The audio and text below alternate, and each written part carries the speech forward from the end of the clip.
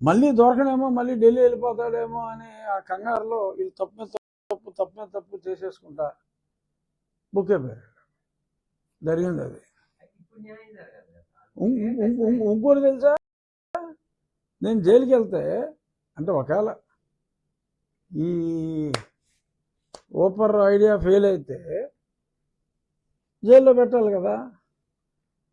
నేను వెళ్ళేటప్పటికే నాకు చెప్పారు, ఈ రూమ్ మీకోసం రెడీ ఉంచామని.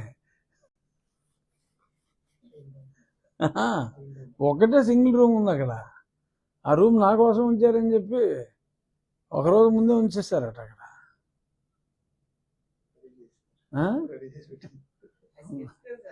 స్కెచ్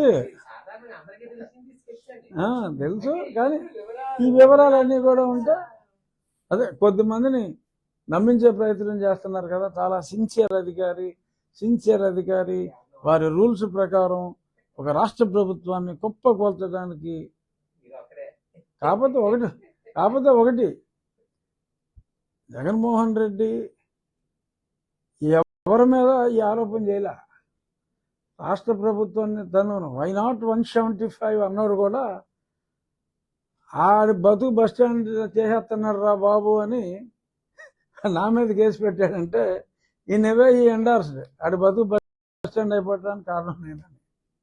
అట్లీస్ట్ ప్రజలకి నేను అనుభవించిన టార్చర్కి ఆడి బతుకు బస్టాండ్ అయిపోవడానికి కారణం నేనని ప్రజలు అర్థం చేసుకున్నా కూడా it's a blessing in disguise ఏమో, చూద్దాం.